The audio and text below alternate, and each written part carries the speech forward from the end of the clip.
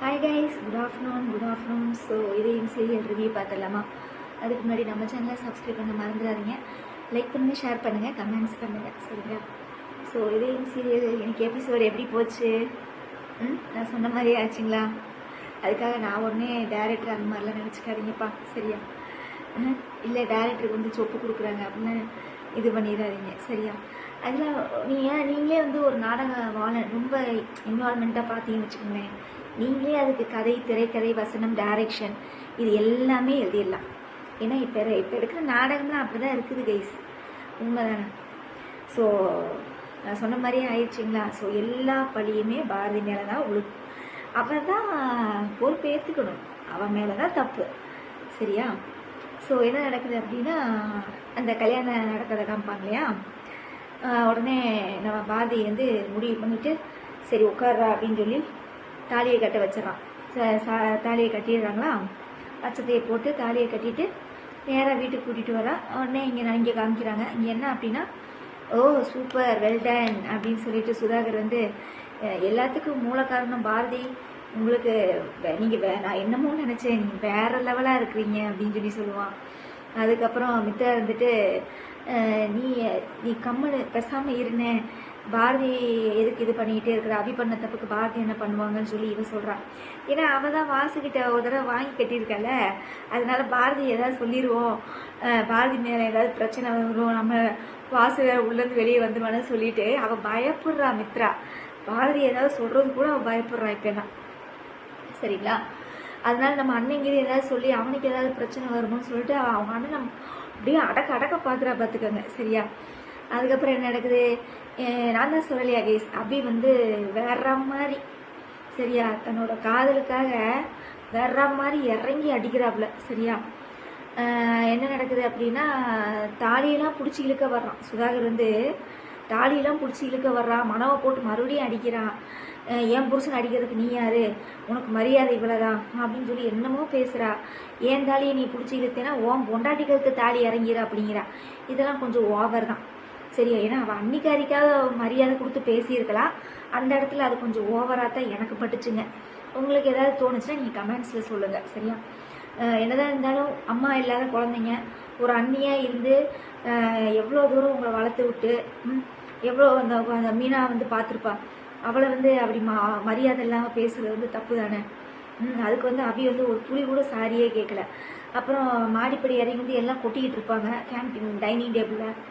பார்த்தா எனக்கு பசிக்குது, சோறு போடுங்கன்னும் அண்ணி அப்படி அவங்க வந்து அண்ணின்னு கேட்க தோணுது வெங்காயத்துக்கு. உங்கள் பொண்டாட்டி காலத்தில் தாலி இறங்கிருன்னு சொல்லும்போது மட்டும் வா எங்கே போச்சு அபி? உன் லவ்வில் வந்து நீ ஸ்ட்ராங்காக இருக்கிறது நல்ல விஷயம்தான், இல்லைன்னு சொல்லலை. அதுக்காக மற்றவங்களெல்லாம் மரியாதை இல்லாமல் பேசுறது தப்பு தானே? உங்கள் அண்ணன் தான் உன்னை எதிர்த்துட்டு இருக்கா, நீ உன் அண்ணன்கிட்ட சண்டை போடு. அவள் மீனாவை பேசுறதுக்கு உனக்கு என்ன ரைட்ஸ் இருக்குது மிஸ்ஸஸ் அபி மனோ அவர்களே? அதுக்கப்புறம் என்ன நடக்குது? பாரதி எல்லாம் திட்ட ஆரம்பிச்சோன்னே அபிக்கு அதுக்கும் கோவம் வந்துருச்சு. என்ன நாங்கள் பண்ண தப்புக்கு நீங்கள் எதுக்கு பாரதி எல்லாம் திட்டுறீங்க? இனிமேல் என்னையும் சரி மனோவையும் சரி மனோ சார்ந்த குடும்பங்களும் எல்லாருமே இங்கே தான் இருப்பாங்க. ஏன்னா சுதாகர் வந்து வீட்டை விட்டு போக சொல்லுவான். சொன்ன உடனே அபி வந்துட்டு இது எங்கள் தாத்தா வீடு, இதில் வந்து எனக்கு எல்லா உரிமையும் இருக்குது, நாங்கள் தான் இந்த வீட்டில் இருப்போம், உங்களுக்கு இந்த கல்யாணத்தில் இஷ்டம் இல்லை அப்படின்னா நீங்கள் விட்டு வெளியே போங்க அப்படிங்கிறார். ஸோ என்ன நான் மனோ அப்புறம் மனோவோட குடும்பம் நாங்கள் எல்லாருமே இங்கே தான் இருப்போம், உங்களுக்கு தேவைன்னா நீங்கள் தேவையில்லைன்னா இந்த கல்யாணத்தை நீங்கள் இது பண்ணுறீங்கன்னா நீங்கள் விட்டு வெளியே போயிருங்க அப்படின்னு சொல்லி சிம்பாலிக்காக சொல்கிறா கேஸ் அந்த பொண்ணு. சரி, ரொம்ப சிம்பாலிக்காக பேசுகிறா, ரொம்ப ரூடாக பேசுகிறா, சரியா? அதாவது வார்த்தைகள் நிதானம் அப்படிங்கிறது தேவை. தாலியை பிடிச்சி இழுக்கையில் கூட தள்ளி விட்டோன்னே தாலி மேலே கையை வைக்கிற வேலை வச்சுக்காத, சரியா? மனோ தான் என் புருஷன், உங்களுக்கு இந்த கல்யாணம் பிடிக்கலன்னா நீங்கள் வெளியே போய்க்கோங்க அப்படின்னு சொல்லி அந்த மாதிரி கூட சொல்லியிருக்கலாம்.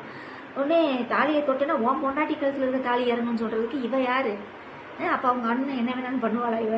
அப்போ இவ்வளோ தூரம் பெற்று வளர்த்து ஆளாக்கியிருக்காங்க சுதாகர். அவன் சொல்கிறது கரெக்ட் தானே கேஸ். அவன் வந்து பாரதிக்கு கெடுதல் பண்ணுறான், பாரதி குடும்பத்தை அழிக்க நினைக்கிறான். நீங்கள் அதெல்லாம் ரெண்டாவது பக்கம் வச்சுட்டு ஒரு அண்ணனா அவனோட நிலைமையிலேருந்து பாருங்களேன், ஒரு அம்மா அப்பா இல்லாமல் தன் தங்கச்சியில் வந்து நல்லபடியாக படிக்க வச்சு ஒரு ஆளாக்கி நிற்க வச்சுருக்கான்ல. அப்போ அவையில தான் நீங்கள் வந்திருக்க முடியுமா? அதை யோசிக்கணும்ல. அப்போ அவங்க அண்ணனே மரியாதை எல்லாம் பேசுகிறேன், அண்ணியும் மரியாதை எல்லாம் பேசுகிறேன். அப்போ இது என்ன காதல் வந்துட்டா எல்லாத்துக்கும் கொம்பு முளைச்சிருமா? இல்லை நான் கேட்குறேன். அப்பா சாமி ரொம்ப ஓவர் தான் இன்றைக்கி. அவி வந்து ஓவரான பேச்சு, ஓவரான டாக்கு. அதுக்கப்புறம் என்ன நடக்குது? நான் தான் சொன்னேன்ல கைஸ், கண்டிப்பாக ஆதி வந்து பாரதி கிட்ட அந்த கேள்வியை கேட்பான்னு நான் நேற்றே சொன்னேன். என்னோடய ரிவ்யூ பார்க்குறவங்களுக்கு கண்டிப்பாக தெரிஞ்சிருக்கும். என்ன சொன்னேன்? அவன் சொல்லுவான்னு நான் சொன்னேன்ல கைஸ். அதாவது அந்த நான் தான் அபிகிட்ட மிஸ்பிஹேவ்னு சொல்லி மனோவை அடித்து வீட்டை விட்டு வெளியே பத்துவான்ல யார்? ஆதி. அப்போ வந்து மறுநாள் வந்து நான் ரொம்ப கில்ட்டியாக ஃபீல் பண்ணுறேன் பாரதி, நீங்கள் ஏதாவது நினைக்கிறீங்களா நான் பண்ணது தப்பா அப்படின்லாம் கேட்பேன்ல. அப்போ கூட உண்மையை சொல்லலேன்னு நான் நேற்று சொல்லியிருப்பேன். என் ரிவ்யூ பார்த்தவங்களுக்கு கண்டிப்பாக அந்த இது புரிஞ்சிருக்கும். அப்போ பார்த்தீங்கன்னா அந்த கேள்வியை கரெக்டாக முன்னாடி கொண்டு வந்து நிப்பாட்டினா பாருங்க. நான் உங்ககிட்ட மனோவை நான் வெளியே அனுப்பும்போது உங்ககிட்ட நான் தனியாக கூப்பிட்டு நான் பேசினேன்ல, அப்போவாது நீங்கள் என்கிட்ட உண்மையை சொல்லியிருக்கலாம்ல. அவங்க 2 பேர் லவ் பண்ணுற விஷயம் உங்களுக்கு தெரியுமா தெரியாதா முன்னக்கூடியன்னு கேட்டான் பாருங்க. சூப்பராக இருந்தது. அவளை பேச விடாமல் இப்படின்னது எனக்கு கேட்டு நான் 6 விட்டுருந்தா நல்லா இருந்திருக்கும்னு தோணுது. இல்லை வீட்டை விட்டு அடித்து பற்றி இருக்கணும், அப்போ தான் நல்லா இருந்திருக்கும். எனக்கு அந்த மாதிரி இருந்தால் ரொம்ப சூப்பராக இருந்திருக்கும். ஆனால் இதுவே ஒரு இன்சல்ட்டு தான் அவளுக்கு. சரியா? இப்படின்னு கையை பேச விடாமல் அப்படின்னு ஆஃப் பண்ணிட்டான். அதுக்கப்புறம் போய் பேசுகிறா. ஃபைலில் சைன் வாங்க போகிறா, தண்ணி குடிக்கல போகிறா, நின்று ஃபோன் பேசிகிட்டு இருக்கையில போய் நிற்கிறா, ஆதின்னு போய் நிற்கிறா, கதவை தட்ட போகிறா. ஒரு இடத்துல கூட அவன் மதிக்கவே இல்லை. பாட்டுக்கு அவன் வேலையை பார்த்துட்டு போயிட்டே இருக்கிறான். அப்புறம் இந்த குழந்தைங்க 2 வருதுங்க. என்னடான்னு பார்த்தா, அப்பா இனிமேல் நம்மகிட்ட பேச மாட்டாரா அப்படின்னு சொல்லி கேட்டுக்கிட்டு இருக்காங்க. அப்பா அதெல்லாம் பேசுவார், நீங்கள் போய் படுங்கன்னு சொல்லி அந்த குழந்தைங்களை போட்டு படுக்க வச்சிடறா. அப்புறம் அந்த பாட்டி கம்மன் இல்லாமல் சும்மா இருக்கலாம்ல, அங்கேருந்து வந்து சும்மாவே இவ பாட்டியை வந்து எதுவுமே பேச விட மாட்டா. என்ன பாட்டி வந்து என்ன சொல்லுது? நான் தான் சொன்னேன்ல அவங்க இது பண்ணுறாங்க, நீ வந்து அவங்களுக்கு ஏதாவது பண்ணுன்னு நான் சொல்கிறக்குள்ளே நீ கல்யாணமே பண்ணி வச்சுட்டு வந்துட்ட அப்படிங்கிறான். அப்படின்னு சொன்னோடனே பாட்டியை போட்டு திட்டுறா.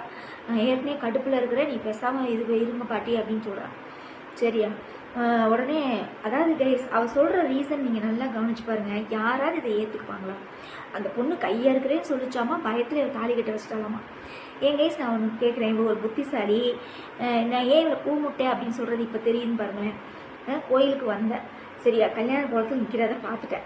சரி, அப்படியே நைஸாக வெளியில் போய் சுதாகருக்கு கால் பண்ணி, இல்லை ஆதிக்காவது கால் பண்ணி, இந்த மாதிரி 2 பேர் கல்யாணம் பண்ணுறதுக்கு இந்த கோயிலில் இருக்கிறாங்க, நீங்கள் வாங்க ஆதி, வாங்க சுதாகர் சார் அப்படின்னு சொல்லி அவங்க 2 பேர் எல்லாத்தையும் வரிசையாக கூப்பிட்டு வச்சு காமிச்சு கொடுத்துருக்கலாமில்ல.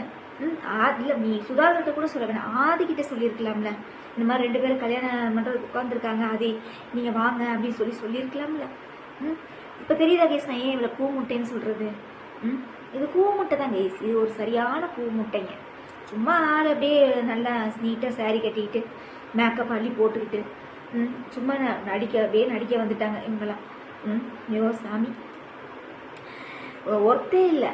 இதில் வேற அவார்டு ஃபங்க்ஷனில் வேற என்னது பெஸ்ட்டு ஃபேவரட் பேராமா. எங்களுக்குலாம் இந்த பேர்லாம் பிடிக்கலப்பா. எங்களுக்கு ஆதி ஜனனி பேர் தான்ப்பா பிடிச்சிருந்துச்சு, இந்த பேர் எங்களுக்கு பிடிக்கலப்பா. சரியா? பல்லவி ஆதி பேர் எங்களுக்கு பிடிக்கவே இல்லை. ஏன்னா பிடிச்சவங்கன்னா ஓட்டு போடுவாங்களே ஒழிய நம்மளுக்கெல்லாம் waste of time. Okay guys, உங்களோட நிறைய குறையில கமெண்ட்ஸில் சொல்லுங்கள். ஸோ மொத்தத்தில் இன்றைக்கி இதே சீரியல் பாரதிக்கு சரியான ரோஸ்ட்டு. நீ என்ன தான் நான் இன்றைக்கி சொல்கிறேன் கைஸ், இன்றைக்கி ரிவியூலையும் நான் சொல்கிறேன், இவ போய் தான் சைடு என்ன தப்பு இருந்தாலும் இல்லைனாலும் அவன் கரெக்டாக அவன் ஃபோனில் சொல்லுவான் பார்த்தீங்களா, தப்பு பண்ணிவிட்டு அதுக்கு எந்த காரணம் சொன்னாலும் ஏற்றுக்குவாங்களான்னு சொல்லி ஆதி ஃபோனில் பேசிகிட்டு இருப்பான் இல்லையா, கரெக்டான விஷயம்தான். ஏன்னா இவ சொல்கிற காரணமே யூஸ்லெஸ் காரணம் கைஸ். அவள் கையாக இருக்கிறேன்னு சொன்னோன்னே இவ வந்து நான் என்ன சொல்கிறேன்னா, கல்யாணம் பண்ணுற வரைக்கும் நீ வாயை பொழக்கட்டையை வச்சுருந்தேன். அவன் எத்தனை தடவை ஆப்ஷன்ஸ் கொடுத்துருந்தான். காஞ்சிபுரம் 2 பேர் ஒன்றா தான் போனீங்க காரில். அதுக்கப்புறம் அவன் மனோவை அடித்து வெளியே பத்தும்போது உங்ககிட்ட கேட்டிருக்கான், அப்போயாவது உண்மையே சொல்லியிருக்கலாம்ல. அவனுக்கு வந்து நீ கல்யாணம் பண்ணி வச்சதுலாம் அவனுக்கு கோபம் கிடையாது. ஆதிக்கு நல்லா கவனிச்சு பாருங்க. அவள் வந்து நம்பிக்கை துரோகம் பண்ணிட்டா, ஏமாத்திட்டான். அவள் வந்து 2 பேர் லவ் பண்ணுற விஷயத்த அவன்கிட்ட சொல்லியிருக்கணும், அதுதான் கரெக்டு. நீ கல்யாணம் பண்ணி வச்சதெல்லாம் பாட்டி வந்து சொல்லுது, என்கிட்ட சொன்ன மாதிரி நீ ஆதிக்கிட்டே போய் சொல்லு, தனியாக இருக்கையில் போய் சொல்லு அப்படிங்கிறான். பருப்பு வேகாது மிஸ்ஸஸ் ஆதி, சாரி மிஸ்ஸஸ் பாரதி, பருப்பு வேகாது. சரியா? ஆதி அவ்வளோதான். ஓகே கைஸ், மற்ற சீரியல் என்னாச்சு? கார்த்திகை தீபம் சாமுண்டி சரி ஒரு வழியாக கையெழுத்து போட்டாச்சு. சரியா, அதுக்கப்புறம் வேற என்ன, அயலி மற்ற சீரியல்லாம் நான் பார்க்கல, என்னத்தை பேசுறதுன்னு எனக்கு தெரியல. வேணா ப்ரோமோ வச்சு வேணா பேசலாம். சந்தியாராக வேணா பார்த்தேங்க. சந்தியாராகத்தில் என்ன என்னமோ கெட்ட கனவு காண்கிறா. ஆனால் அந்த கனவு வந்து நல்லது தான் கைஸ். ஏன்னா நாடகம் நீங்கள் நல்லா கவனிச்சு பாருங்க, ஒரே மாதிரியே போயிட்டுருக்கு. கொஞ்சம் ட்ராக்கை மாற்றி சாரு கழுத்தில் தாலி கட்டுற மாதிரி தாலியை கட்டி சாருவோட சுயரூபம் என்ன, ஏன்னா அவன் வந்து அவங்க அப்பனை காலில் விழுவ வச்சான். ஃபஸ்ட்டு சீனில் வந்து பார்த்தீங்கன்னா ரகுராம் காலில் வந்து விழுவான் பார்த்தீங்களா, யார் இங்கே வந்து விழுவான்ல, அப்போ வந்து அவ வைராகியம் ஏதாவது ஒரு இது மாதிரி இந்த குடும்பத்தையே நான் அவன் காலில் வந்து விழுக வைக்கிறேன்ப்பா அப்படின்னு சொல்லி சாரு. அப்போ அந்த சாருவோட கெட்ட குணங்கள் வந்து இந்த பத்துமாவுக்கு தெரியுது. அதனால் கதையை வந்து ஒரு சைடு உடச்சா தான் சந்தியாராகம் பார்க்கறதுக்கு நல்லா இருக்கும். சும்மா எப்போ பார்த்தாலும் மாயா சீனும் மாயா இந்த ஜோடியெல்லாம் பார்த்து எங்களுக்கு சளிச்சு போச்சுப்பா. சரி, அப்புறம் வேற என்ன, அவ்வளோதான் கைஸ். மற்ற சீரியல்லாம் எனக்கு என்ன பேசுறதுன்னு தெரியல. உங்களுக்கு தெரிஞ்சால் நீங்கள் கமெண்ட்ஸில் சொல்லுங்கள். சரியா, ஸோ மத்தியானம் போடுற சீரியலில் வந்து வாரிசு யாரோட முடிவு வந்து தெளிவாக நடக்க போகுதுன்னு தெரியல. சிபி சாமா இல்லை சிபி தமிழரசியா இல்லை சிபி வெண்பாவா யாருன்னு தெரியல, வெயிட் பண்ணி பார்க்கலாம். அப்புறம் மௌனம் பேசியதே அது என்ன, ஹீரோயின் வந்து சிங்கிள் பசங்களை அந்த ஆட்டம் ஆடுற நாடகத்தில் வந்து அப்படியே பம்மிக்கிட்டு நடிக்கிறாங்க மேடம். சிங்கிள் பசங்கள்லாம் சும்மா புத்தாட்டம் போட்டுட்டு இருக்கா, இப்படி இப்படி இப்படி இப்படி. ஐயோ சாமி, அதாவது கைஸ் இந்த நாடகத்தில் பார்க்குற ஃபேஸ் எல்லாம் ஒரு ஷோன்னு வரும்போது அவங்களோட ரியாலிட்டியில் அப்படியே வெளிப்படுது. அந்த மாதிரி தான் இருக்குது இந்த துளசியோட இது. நாடகத்தில் கூட சேலை கட்டிக்கிட்டு அப்படியே நின்று அப்படி ஒரு உடம்புல ஒரு அசைவே இருக்காது. சரியா, அதாவது நம்ம ட்ரெஸ்ஸு காஸ்டியூம் மேக்கப்பில் யாருக்குமே கலைஞ்சிடக்கூடாது. அது கலையாமல் நடிப்பாங்க பார்த்துக்கணும் இந்த சீரியல் நடிக்கிறவங்க எல்லாருமே. ஆனால் இப்படியே தான் நிற்பா, இப்படியே தான் 4 டைலாக் பேசுவா. ஆனால் அந்த சிங்கிள் பசங்களில் என்ன ஆட்டம் போடுறாடா சுவாமி. எல்லாத்துக்கும் ஒரு ரியல் கேரக்டர்னு ஒன்று இருக்கும் பார்த்தீங்களா, அதை வந்து இந்த மாதிரி இதில் தான் பார்க்குற மாதிரி இருக்குது. ஓகே கைஸ், வேறு என்ன உங்களோட நிறைய குறைகளை கமெண்ட்ஸில் சொல்லுங்கள். ஸோ இதயம் சீரியல் இனி நாளைக்கு எப்படி இருக்க போகுதுன்னு தெரில, வெயிட் பண்ணி பார்க்கலாம். ஓகேவா, வேறு என்னமோ சொல்ல நினச்சேன். அப்புறம் பிக் பாஸ் இதை ரிவ்யூ போடுறதா என்னன்னு நீங்கள் கமெண்ட்ஸில் சொல்லுங்கள். ஏன்னா எனக்கு வந்து அதில் ரிவ்யூ போடுறதுக்கு உடன்பாடே இல்லை. இப்போ ஏன்னா கண்டஸ்டன்ஸ் யாருமே சரியில்லாத கண்டஸ்டன்ஸ். சரிங்களா, அதுக்கப்புறம் தேவையில்லாததுக்கெல்லாம் சண்டை போடுறாங்க. நாட்டில் எத்தனையோ பிரச்சனை போயிட்டுருக்கு, கொரட்டை விடுறதுக்கெல்லாம் சண்டை போட்டுட்ருக்குறாங்க. ஐயோ சாமி, ஒரு மனுஷன் தூங்கும்போது கொரட்டைங்கிறது ஒரு இயல்பு, அந்த கொரட்டைக்கெல்லாம் ஒரு சண்டை. ஐயோ சாமி, இதெல்லாம் நான் என்ன பண்ணுறதுன்னே தெரியல. அதுக்கப்புறம் என்னமோ சூப்பர் டீலக்ஸ் ஹவுஸ் ஆமா, பிக் பாஸ் ஹவுஸ் ஆமா, ஏற்கனவே அது பிக் பாஸ் ஷோ தான். இதில் இருக்கிற 2 வீடு, சூப்பர் டீலக்ஸ் ஹவுஸில் பாதி பேராமா, பிக் பாஸ் ஹவுஸில் பாதி பேராமா. பாதி பேராக பிரித்து இவங்களுக்கு தான் நிறைய சலுகைகளாட்டு இருக்குது. இவங்களுக்கு வெறும் அந்த கேப்டன்ஷிப்பு சலுகை மட்டும்தான் இருக்க மாட்டேருக்குது.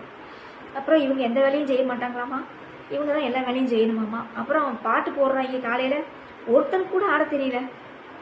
எல்லாம் காக்கா வலிப்பு வந்த மாதிரி கையை காலை ஆடிக்கிட்டே இருக்கிறாங்க. ஒருத்தனுக்கு உருப்படியாக டான்ஸ் ஆடின மாதிரியே தெரியல. ஒருத்தனுக்குமே டான்ஸ் தெரியாதாட்டு இருக்குது.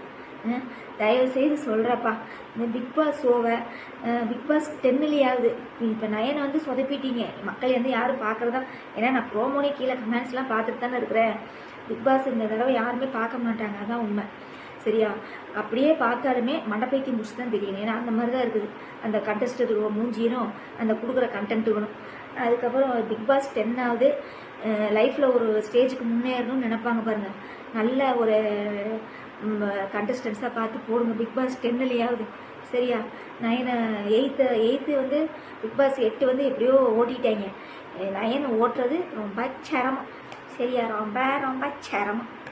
ஓகே கைஸ், இன்னைக்கு வீடியோ ரொம்ப லென்த்தாக போயிடுச்சு, சாரி. என்ன கைஸ் அப்புறம் என்ன பண்ண சொல்கிறீங்க, நம்ம இதயம் சீரியலில் பேசும்போதே டைம் இழுத்துருது. ஸோ மொத்தத்தில் நீ என்ன நடக்க போகுதுன்னு தெரில. ஆதி வந்து பாரதியை இது பண்ண, ஆனால் என்னை பொறுத்தளவு மன்னிக்கக்கூடாது கைஸ். அவளுக்கு இது தேவை தான். சரிங்களா, அவளுக்கு வந்து இது தேவை தான். ஓகேவா, ஓகே, நாளைக்கு ரிவ்யூவில் பார்க்கலாமா, பை.